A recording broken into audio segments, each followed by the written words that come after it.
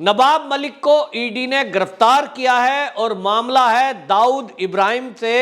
संबंध का। यह मामला इतना गंभीर है कि अभी तो ईडी पूछताछ कर रही है। इसके बाद यह माना जा रहा है कि एनआईए की एंट्री होगी और इसमें यह भी बात की जाएगी कि नवाब मलिक के संबंध कहीं आतंकवादियों से इस तरह के तो नहीं है कि जो आतंकवादी पाकिस्तान में बैठे हैं उनको मदद पहुंचाने का काम दाऊद इब्राहिम के गुर्गों के द्वारा ये नवाब मलिक ने किया हो। इसको लेकर भारतीय जनता पार्टी के लीडरों ने महाराष्ट्र के अंदर बाकायदा एक प्रदर्शन किया और उन्होंने मांग की कि नवाब मलिक के खिलाफ आतंकवादियों की मदद करने की एवज में ये जांच होनी चाहिए और इस मामले में नवाब मलिक को तत्काल इस्तीफा देना चाहिए। लेकिन इस मामले में आप देखिए, हद ये है कि जो महाविकास अघाड़ी है उनके जो लीडर हैं वो इसके मामले में जो ईडी का दफ्तर है उसके सामने प्रदर्शन कर रहे हैं और ये कह रहे हैं कि ये मामला फर्जी है और नवाब मलिक निर्दोष है,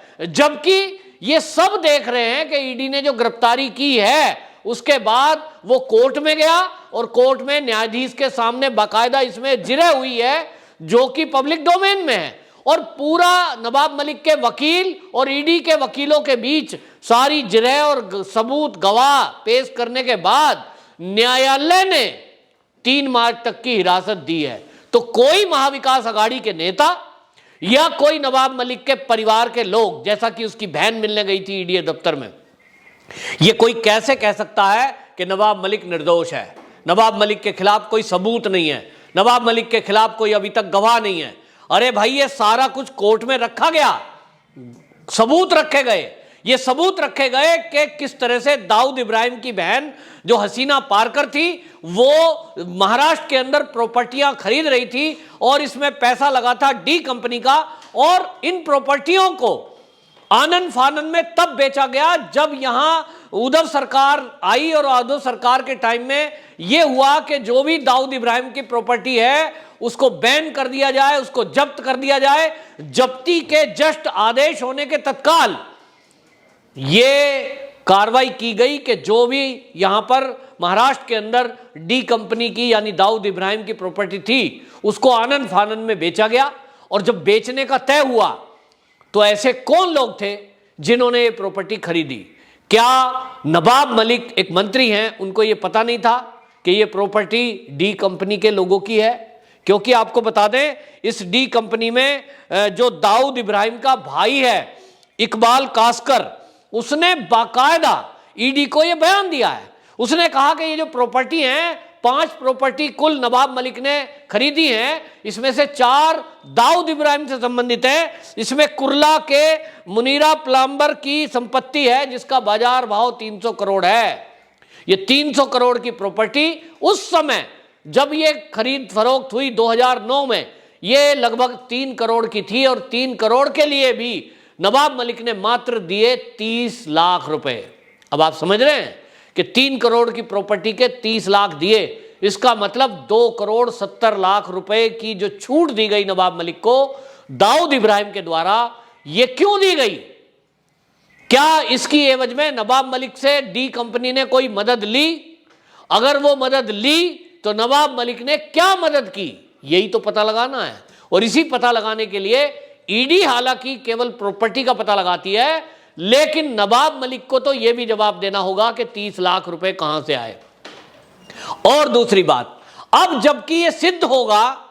पेपर जो है कोर्ट के सामने रखे गए हैं, अभी पता लगाया जाएगा। इसमें आपको बता दूं, ईडी ने सम्मन किया है नवाब मलिक के भाई को। नवाब मलिक के भाई कप्तान मलिक, उनको भी ईडी ने सम्मन किया है, इसलिए क्योंकि जो संपत्तियां हैं इस खरीद फरोख्त में जो नवाब मलिक के भाई हैं कप्तान मलिक, इनकी भी इन्वॉल्वमेंट पाई गई है। और ये जो 4 प्रॉपर्टी दाऊद इब्राहिम से संबंधित हैं, इसके बारे में जो अभी तक ईडी ने कोर्ट के सामने सबूत पेश किए हैं, वो बताया गया है कि जो कुर्ला में वो जो जमीन खरीदी गई उसमें ये सैंडल्स इन्वेस्टमेंट प्राइवेट लिमिटेड नाम की एक कंपनी नवाब मलिक ने बनाई थी जो फर्जी है, यानी फर्जी पेपर के आधार पर एक कंपनी बनाई गई और सैंडल्स इन्वेस्टमेंट प्राइवेट लिमिटेड नाम की कंपनी बनाई। ऐसा दिखाया गया कि जो दाऊद इब्राहिम से प्रॉपर्टी ले रहा है वो कोई कंपनी ले रही है, लेकिन ये कंपनी नवाब मलिक ने बनाई थी, नवाब मलिक की थी, और फर्जी दस्तावेजों के जरिए ये फर्जी कंपनी बनाई। और इसकी प्रॉपर्टी जो थी, इसमें सब कुछ जो हुआ है वो हुआ 1993 के बम ब्लास्ट के लिए जो दोषी है वो जेल के अंदर बंद है, शाह वली खान, उससे और सलीम पटेल, ये जो है हसीना पारकर का बॉडीगार्ड था, इससे मिलकर के ये सौदा हुआ है। यानी सीधे सीधे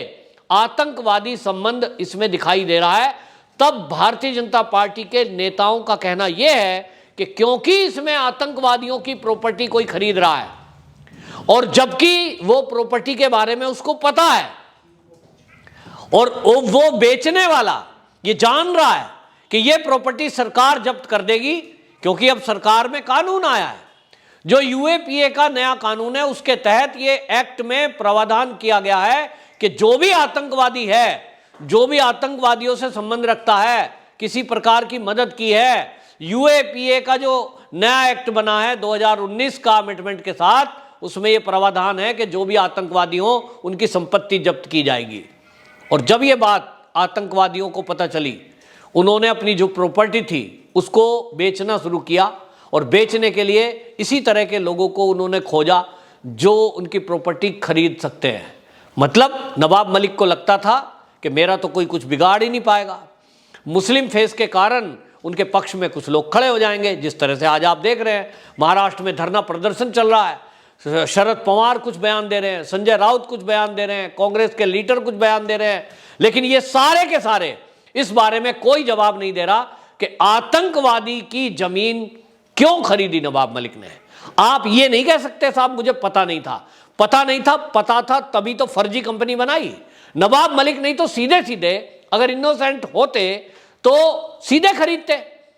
ये कंपनी फर्जी बनाने की जरूरत क्या थी। यहां आपको बताएं, अभी तक नवाब मलिक पर जमीन की जांच चल रही है, आतंकवादी कनेक्शन की जांच चल रही है, लेकिन इस बीच मोहित काम्बोज जो भारतीय जनता पार्टी के लीडर हैं और एक उद्योगपति हैं, उन्होंने तो बहुत बड़ा आरोप लगाया कि नवाब मलिक के पास जो भी पैसे आज तक आए हैं, इन्होंने एक डांस बार चलाई थी और डांस बार में ये बांग्लादेशी लड़कियों को अवैध रूप से यहां लाते थे और उससे गलत धंधा कराते थे। ये बहुत बड़ा आरोप लगाया है। दूसरा, मोहित काम्बोज ने यह भी आरोप लगाया है कि ये जो नवाब मलिक है, इनके संबंध दाऊद इब्राहिम ही नहीं आतंकवादियों से है और नशा के कारोबार करने वालों से है। उन्होंने ये भी याद दिलाया कि जिस तरह से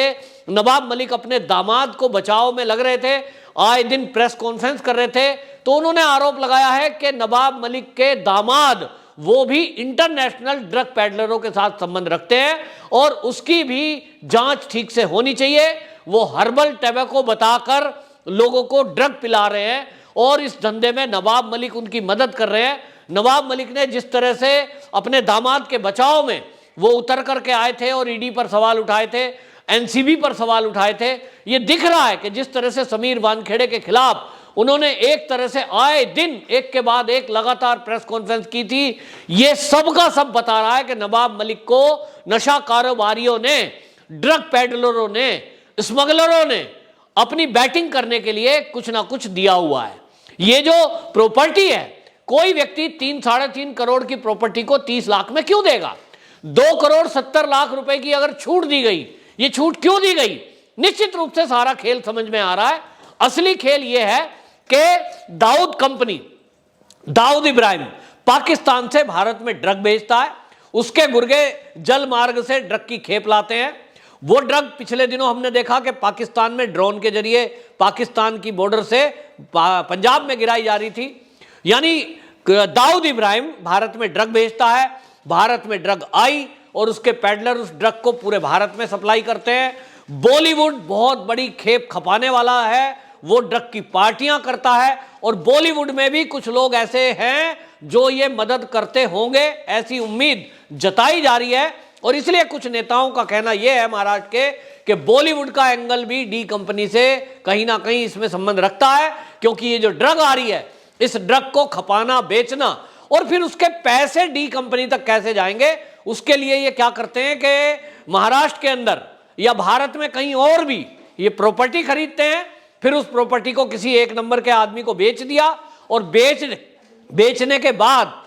वो जो पैसे दिखाए जाते हैं एक नंबर में, उस पैसे को डी कंपनी को भेज दिया जाता है। कई बार वो पैसा देश विरोधी एक्टिविटी करने वाले लोग जो भारत में बैठे हुए हैं उनको वो पैसा दिया जाता है, आतंकवादी गतिविधि करने के लिए दिया जाता है। और ये पूरा नेक्सस चल रहा है, इस तरह का एक सर्किल है कि आतंकवादियों से ड्रग आती है, फिर ड्रग के जरिए यहां बॉलीवुड और महाराष्ट्र में बैठे हुए नेता ये प्रॉपर्टी खरीदते हैं, और इस 2 नंबर के पैसे को फर्जी कंपनी बनाकर 1 नंबर में बदला जाता है। फिर इस पैसे को सामान के जरिए, क्योंकि पाकिस्तान से भारत का व्यापार है, हवाला के जरिए किसी ना किसी सामान की शक्ल में ये पाकिस्तान पैसा भेज दिया जाता है आतंकवादियों तक। क्योंकि पाकिस्तान एक कंगाल देश है, उसमें आतंकवादियों को पालने पोसने की क्षमता नहीं है, उसको नशे का कारोबार करके जो कमाई होती है उसी से वो आतंकवादियों को पालता है, हथियार खरीदता है। और ये जो नेक्सस है इसके पीछे कहीं ना कहीं चीन भी है,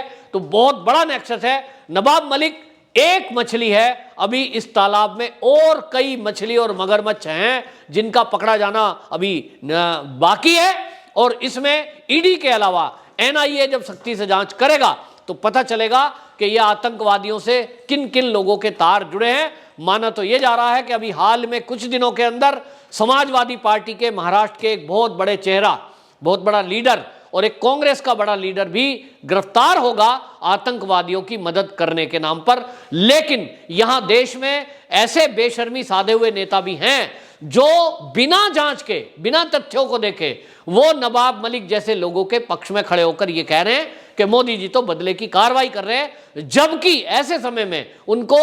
शून्य होना चाहिए, उनको न्यूट्रल होना चाहिए और उनको कहना चाहिए कि कानून अपना काम करे। यदि नवाब मलिक दोषी है तो जेल में जाए, और अगर निर्दोष है तो निश्चित रूप से न्यायपालिका उनको छोड़ देगी, इसमें तो कोई दो राय है ही नहीं। लेकिन हम देखते हैं कि जब भी कभी इस तरह से कोई आतंकी कनेक्शन आता है और वो किसी अल्पसंख्यक समाज से व्यक्ति हो,